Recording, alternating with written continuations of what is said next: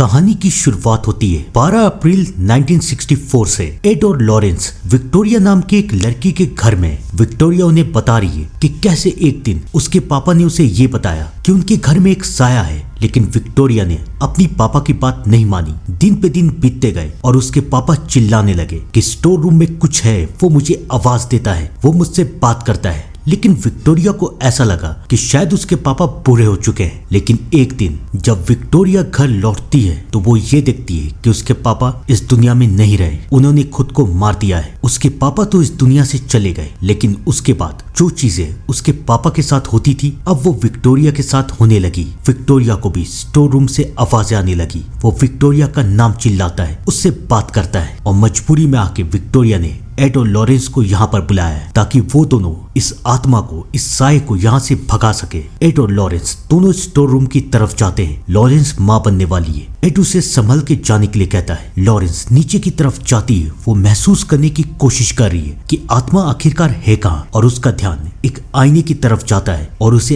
एहसास हो जाता है कि जो भी शैतानी साया है वो इस आईने के अंदर है। वो उस आईने के पास जाती है, उससे बात करती है कि तुम कौन हो, मुझे बताओ, मैं तुम्हारी मदद करूंगी। लेकिन वो शैतानी साया लॉरेंस को कुछ ऐसा दिखाता है जिसे देखने के बाद लॉरेंस तड़पने लगती है। वो चिल्लाती है, एड हमारा बच्चा। एड कुछ नहीं सोचता, वो अपनी बीवी को लेके हॉस्पिटल में जाता है। हॉस्पिटल में भी लॉरेंस को तरह तरह की चीजें दिख रही है। उसे समझ में नहीं आ रहा है कि क्या हो रहा है। थोड़ी देर में उसका बच्चा पैदा होता है, लेकिन डॉक्टर उसे इन्फॉर्म करते हैं कि उसका बच्चा अब इस दुनिया में नहीं रहा। लॉरेंस बहुत रो रही है। वो ऊपर वाले से मदद मांग रही है कि प्लीज मेरे बच्चे को जिंदा कर दीजिए। और कमाल की बात तो यह है कि कुछ देर में उसका बच्चा ठीक हो जाता है। लॉरेंस और एड बहुत खुश है। वो अपनी बेटी से बहुत प्यार करते हैं। वो अपनी बेटी का नाम जूली रखते हैं। धीरे धीरे वक्त बीतता रहता है। जूली बड़ी होती रहती है, लेकिन जूली के अंदर भी वही शक्ति थी जो शक्ति लॉरेंस के अंदर थी, यानी कि आत्माओं को देखने की शक्ति। जूली तो बच्ची थी, उसे समझ में नहीं आता था कि ये सब क्या है, लेकिन उसकी माँ उसे सिखाती थी कि कैसे इन सारी चीजों पे कंट्रोल किया जाए। धीरे धीरे वक्त आगे बढ़ता है और अब जूली बड़ी हो चुकी है। ये वक्त है 1986 का और अब कहानी हमें एक फैमिली की तरफ लेके जाती है। उस फैमिली में आज सब कोई बहुत खुश है क्योंकि उस फैमिली की एक बेटी हैदर का आज चर्च में कन्फर्मेशन है। सब कोई बहुत खुश है। हैदर का कन्फर्मेशन होता है और सब कोई उसके लिए एक पार्टी ऑर्गेनाइज कर रहे हैं। उसके दादा जॉन उसके लिए एक गिफ्ट भी लेके आए हैं। हैदर उस गिफ्ट को खोलती है और गेस कीजिए ये कौन सा गिफ्ट है। ये वही आईना है जिसे 1964 में लॉरेंस ने उस स्टोर रूम में देखा था। हैदर भी इस आईने को देख के बहुत खुश है, लेकिन उन बेचारों को पता नहीं कि ये कोई मामूली आईना नहीं है। खैर छोड़िए, सारी फैमिली इस बात से अनजान थी और अब हैदर केक काटने वाली है। लेकिन तभी उसे ऐसा एहसास होता है कि पीछे से किसी ने उसके केक की कैंडल को बुझा दिया है। वो सोचती है कि ये काम उसके छोटे भाई डॉन का है, लेकिन डॉन मना कर रहा है। सबके बीच में बहस हो रही है और इसी वक्त घर की ट्यूबलाइट टेबल पे गिर जाती है। सबके सब डर जाते हैं। हैदर को चोट भी लगती है, लेकिन ये तो बस एक शुरुआत थी। इससे पहले मैं कहानी को आगे बढ़ाऊं, मैं आप लोगों को बताना चाहता हूँ कि ये 1986 की सबसे खौफनाक और सच्ची घटना है। एड और लॉरेंस के करियर की सबसे खौफनाक केस जिसने उसकी पूरी फैमिली को बदल दिया। अब कहानी पे लौटते हैं। कहानी हमें एक बार फिर से एड और लॉरेंस की तरफ लेके जाती है। एड और लॉरेंस सबको एनिमल डॉल की कहानी सुना रहे हैं और उसके बारे में बता रहे हैं। वो सबको समझा रहे हैं कि ऐसी चीजों से बचने का सिर्फ एक तरीका है, इन चीजों को एक कमरे में बंद कर दो। वो सबको ये बता रहे हैं कि ये सारी चीजें कितनी खतरनाक बन सकती है, लेकिन लोग उनकी बातों को सीरियसली नहीं ले रहे। शायद इस कारण क्योंकि अब एड और लॉरेंस ने अपना काम छोड़ दिया है। वो रिटायर हो चुके हैं और अब वो सिर्फ लेक्चर देते हैं और उनके लेक्चर में किसी को कोई इंटरेस्ट नहीं है। एड को ये बात पसंद नहीं आती थी, लेकिन लॉरेंस और जूली उसे हमेशा समझाते थे कि सब कुछ ठीक हो जाएगा। आज वो तीनों एक रेस्टोरेंट में बैठ के डिनर कर रहे हैं और वहाँ पर जूली अपने पापा से पूछती है कि कल होने वाली पार्टी में क्या मैं अपने बॉयफ्रेंड टोनी को बुलाऊं। लॉरेंस और एड मान जाते हैं। तीनों बहुत खुश है, लेकिन तभी लॉरेंस को एहसास होता है कि वहाँ पर एक साया है और जूली को भी ये एहसास हो रहा है। लॉरेंस तो ये सब संभाल सकती है, लेकिन जूली बहुत डर रही है। लॉरेंस अपनी बेटी को संभालने की कोशिश करती है, उसे समझाती है कि सब कुछ ठीक हो जाएगा, लेकिन फिर वो ये देखती है कि जूली के कंधे पे एक हाथ है और उसे देख के लॉरेंस भी डर जाती है। एड उन दोनों से पूछता है कि क्या हुआ, लेकिन दोनों उसे कुछ नहीं बताती। कहानी हमें एक बार फिर से उसी फैमिली के पास लेके जाती है। हर दिन की तरह जैनेट अपना काम कर रही है, वो कपड़े धो रही है, लेकिन उसे बार बार एहसास हो रहा है कि उसके पीछे कोई है, लेकिन उसे फिर लगता है कि ये उसकी गलतफहमी है। फिर वो अपनी दोस्त से बात करने लगती है और बच्चे तो घर में खेल ही रहे हैं। बार बार बच्चे उसे क्रॉस करके जा रहे हैं और वो बच्चों को समझा रही है कि यहाँ पर मत खेलो, लेकिन तभी कोई पीछे से उसका फोन खींच देता है। उसे ऐसा लगता है कि ये काम बच्चों का है। वो चिल्ला रही है, जो भी पीछे वाले कमरे में बाहर आओ, लेकिन कोई जवाब नहीं। और जब वो कमरे की लाइट ऑन करती है तो वहां पर कोई नहीं है। लेकिन ये हादसा सिर्फ जैनेट के साथ नहीं हुआ था। इस घर की सबसे छोटी बेटी सूजी अपने डॉल के साथ खेल रही है, लेकिन उसे एहसास होता है कि वहां पर कोई है। जब वो पलट के देखती है तो वहां पर एक बूढ़ी सी औरत है, जो कि इंसान तो बिल्कुल नहीं लग रही थी। सूजी ये बात जाके अपनी पूरी फैमिली को बताती है, लेकिन कोई भी उसकी बातों का यकीन नहीं कर रहा। ये सब सिर्फ सूजी और जैनेट के साथ नहीं, बल्कि हैदर के साथ भी हो रहा था। हैदर को भी एहसास हो रहा था कि जब से ये आईना इस घर में आया तब से कुछ ना कुछ तो खराब हो रहा है। वो और उसकी बहन टॉन ये फैसला करती है कि वो इस आईने को इस घर से बाहर निकाल देगी। वो दोनों मिलके आईने को बाहर रख देते हैं और अगली सुबह कचरे वाली गाड़ी उसे लेके चली जाती है। इन सारी बातों से अनजान सारे फैमिली आराम से बैठ के नाश्ता कर रहे हैं, लेकिन तभी टॉन को कुछ अजीब लगता है। उसे उल्टियां होने लगती है, खून की उल्टियां, और उसकी उल्टियों में से निकलता है कांच। हैदर समझ जाती है कि ये बस एक इत्तेफाक नहीं है, बल्कि कुछ और ही है। और इन सारी बातों से अनजान एड डॉक्टर से बात कर रहा है कि क्या वो दोबारा से अपना काम शुरू कर सकता है या फिर नहीं। डॉक्टर उसे समझाता है कि तुम्हारा दिल बहुत कमजोर हो चुका है, तुम दूसरा हार्ट अटैक बर्दाश्त नहीं कर पाओगे। एड भी समझ जाता है कि शायद वक्त आ चुका है कि उसे रिटायर हो जाना चाहिए। आज एड का बर्थडे, सब कोई बहुत खुश है और एड की पार्टी में जूडी अपने बॉयफ्रेंड टोनी को भी लेके आई है। टोनी जो कि एक पुलिस वाला था, लेकिन वो रिटायर हो गया। क्यों, ये कारण अभी तक टोनी ने किसी को नहीं बताया। उस पार्टी में टोनी की मुलाकात एड और लॉरेंस के पुराने साथी ब्रैड से होती है। वो ब्रैड से पूछता है कि क्या सच में एड और लॉरेंस भूतों को भगाते हैं, क्या आपने उन्हें ऐसा करते हुए देखा है। ब्रैड टोनी को बताता है कि ये सब सच है। आखिरकार टोनी ये सब क्यों जानना चाहता था। खैर छोड़िए, कहानी हमें जूडी की तरफ लेके जाती है। जूडी अपने कमरे में तैयार हो रही है, तभी उसे एहसास होता है कि वहां पर कुछ है। वो आईने की तरफ देखती है तो उसे एनिमल डॉल दिखाई देती है, जो कि धीरे धीरे करके उसके करीब आ रही है। लेकिन इससे पहले कुछ हो पाता, वो डॉल वहां से गायब हो जाती है। जूडी की आवाज सुन के वहां पर टोनी भी आ जाता है और जूडी टोनी को सब कुछ बता देती है। और उसके बाद वहां पर लॉरेंस आ जाती है। टोनी तो वहां से चला जाता है, लेकिन लॉरेंस अपनी बेटी से पूछती है कि क्या हुआ, और तब जूडी अपनी माँ को सब कुछ बता देती है। लॉरेंस अपनी बेटी को समझाती है कि कुछ भी हो, उन चीजों को अपने ऊपर हावी होने मत देना। जूडी मान जाती है। अब सब कुछ ठीक है। धीरे धीरे करके पार्टी खत्म हो जाती है, लेकिन टोनी अभी भी घर नहीं गया। वो लॉरेंस और एड से कुछ बात करना चाहता है। वो उन दोनों को बताता है कि वो जूडी से शादी करना चाहता है। लॉरेंस इस रिश्ते से बहुत खुश है, लेकिन एड को अभी भी टोनी के ऊपर शक है। इससे पहले वो दोनों कुछ कह पाते, वहां पर जूडी भी आ जाती है और टोनी जूडी को प्रपोज कर देता है। जूडी भी मान जाती है। सब कोई बहुत खुश है। पार्टी खत्म हो जाती है और फादर एड और लॉरेंस को बधाई देके वहां से जा रहे, लेकिन जाने से पहले फादर उन दोनों को बताते हैं कि एक फैमिली है, उसका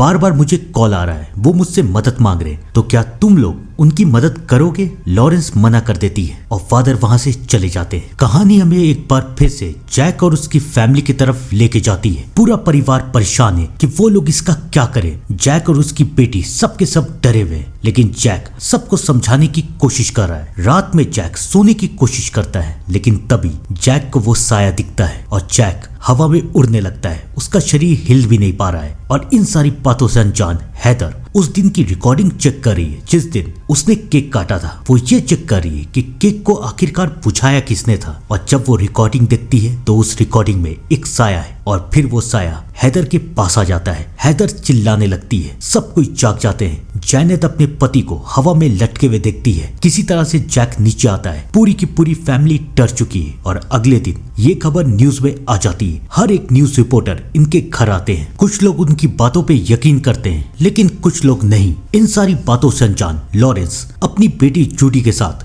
उसकी शादी का जोड़ा लेने के लिए गई है। जूडी अपनी ड्रेस को ट्राई कर रही है, लेकिन फिर उसे एहसास होता है कि उसके ट्रायल रूम में एक साया है। पहले तो उसे ये गलतफहमी लगती है, लेकिन धीरे धीरे साया उसके करीब आ जाता है और उसका गला पकड़ लेता है। वो चिल्लाने लगती है। लॉरेंस भागते हुए वहां आती है और वो समझ जाती है कि उसकी बेटी पे खतरा है, लेकिन ये खतरा आया कहां से। कहानी एक बार फिर से हमें जैक के घर में लेके जाती है। अब फादर जैक के घर में पहुंच चुके हैं ये देखने के लिए कि क्या सच में यहाँ पर कोई साया है भी या नहीं। फादर गॉर्डन उनके घर को चेक करते हैं और उन्हें यकीन हो जाता है कि यहाँ पर एक नहीं बल्कि कई शैतानी साया है। वो भागते हुए चर्च की तरफ जाते हैं ताकि चर्च को यकीन दिला सके और इस फैमिली की मदद कर सके, लेकिन क्या वो ऐसा कर पाएंगे, आइए जानते हैं। थोड़ी देर के बाद फादर गॉर्डन को ऐसा लगता है कि एक साया उसके पीछे है। उस रूम का कॉल बजता है। वो फोन उठाते हैं तो फोन में जूडी है और वो उनसे कह रही है अब आपका वक्त पूरा हुआ। इससे पहले फादर कुछ समझ पाते सारे दरवाजे बंद हो जाते हैं और एक साया फादर को तरपा तरपा के मार देता है। फादर गॉर्डन की मौत की खबर सबको मिल जाती है। फादर गॉर्डन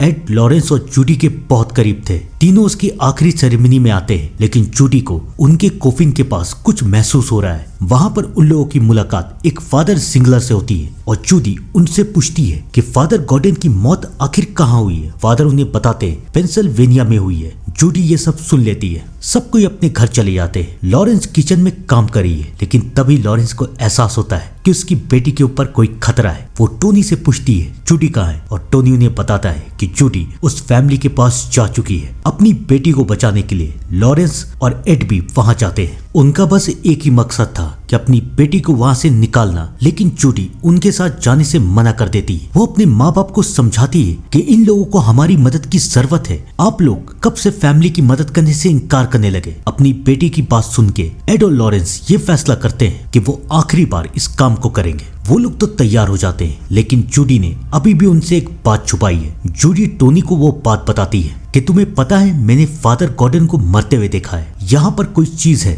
जो कि चाहती है कि मैं यहाँ पर रहूं। वो क्या है मुझे भी नहीं पता। जहाँ पर एक तरफ जूडी परेशान थी, वहीं दूसरी तरफ जब से लॉरेंस इस घर में आई थी, लॉरेंस को एहसास हो रहा था कि इस घर में बहुत ही शक्तिशाली शैतानी आत्माएं, लेकिन वो है कौन, उससे क्या चाहती है। और उसके बाद फाइनली लॉरेंस का सामना उन आत्माओं से होता है और लॉरेंस को एक सच पता चलता है। वो एड को बताती है कि इस घर को बनने से पहले यहाँ पर 3 लोग रहते थे, एक पति पत्नी और पत्नी की माँ। पति अपनी पत्नी को हमेशा कैद करके रखता था और उसकी पत्नी अपने पति से परेशान आ चुकी थी, इसलिए उसका अफेयर चल गया। और जब उसका अफेयर के बारे में उसके पति को पता चला तो उसने अपनी पत्नी और उसकी बुरी माँ दोनों को मार दिया और उसके बाद अपने आप को। तब से उनकी आत्मा यहीं पर भटक रही है। ये कहानी सुन के एड लॉरेंस को समझाता है कि हमने पहले भी इन तरह की आत्माओं को कंट्रोल किया है, तुम इतना डर क्यों रही हो। तो लॉरेंस उसे बताती है कि मुझे शक है कि इन 3 आत्माओं को कोई एक शैतानी शक्ति कंट्रोल कर रही है और वही शैतानी शक्ति इन सब के पीछे है। एड और लॉरेंस बहुत डर चुके थे और वहां अंदर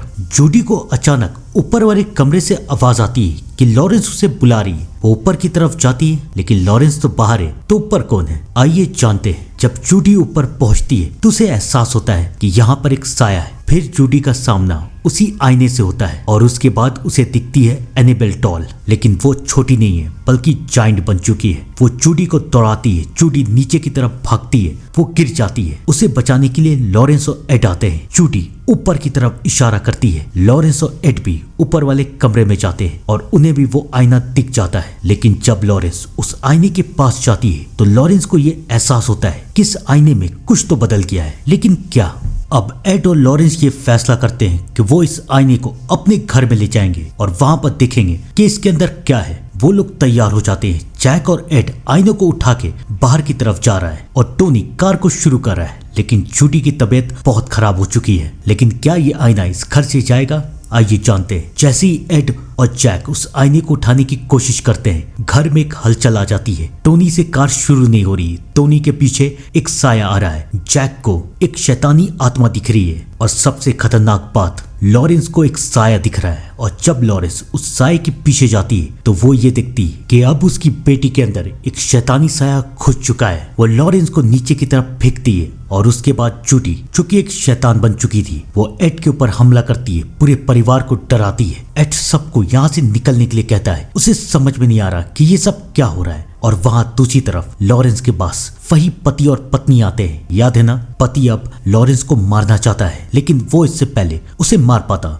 टोनी लॉरेंस को बचा लेता है। अब लॉरेंस को सब कुछ पता चल चुका था। वो एड के पास जाती है, एड को सब कुछ बता देती है कि इस आईने को शुरुआत से ही जूडी चाहिए थी, इसलिए उसने जूडी को यहाँ पर बुलाया है। उसका शिकार ये फैमिली या कोई और नहीं बल्कि जूडी है। अब लॉरेंस और एड समझ जाते हैं कि उन्हें अपनी बेटी को किसी भी तरीके से बचाना पड़ेगा। जैक और उसका परिवार घर से जा चुका था। एड प्रेयर पढ़ना शुरू करता है। पूरे घर में तहलका मचने लगता है और जूडी बेहोश हो जाती है। उन्हें ऐसा लगता है कि शायद उनकी बेटी मर चुकी है, लेकिन इस बार भी जूडी फिर से जिंदा हो जाती है। आपको क्या लग रहा है, सब कुछ ठीक हो गया? वो आईना भूल गए क्या? अब वो आईना हवा में उठता है और घूमना शुरू हो जाता है और अब वो आईना उन चारों को मार देगा, एड, लॉरेंस, जूडी और टोनी। एड उसे रोकने की बहुत कोशिश करता है लेकिन वो आईना अब नहीं रुकेगा। लॉरेंस समझ जाती है कि उसके अकेले की शक्तियों से यह आईना नहीं रुकेगा, उसे उसकी बेटी की भी जरूरत है। और उसके बाद जूडी और लॉरेंस मिलके फाइनली उस आईने को रोक देते हैं और अब एड और उसकी फैमिली ने जैक और उसकी फैमिली को बचा लिया और इस घर से उन आत्माओं को भी निकाल दिया और सबको इस आईने में बंद कर दिया। अब वो ये आईना लेके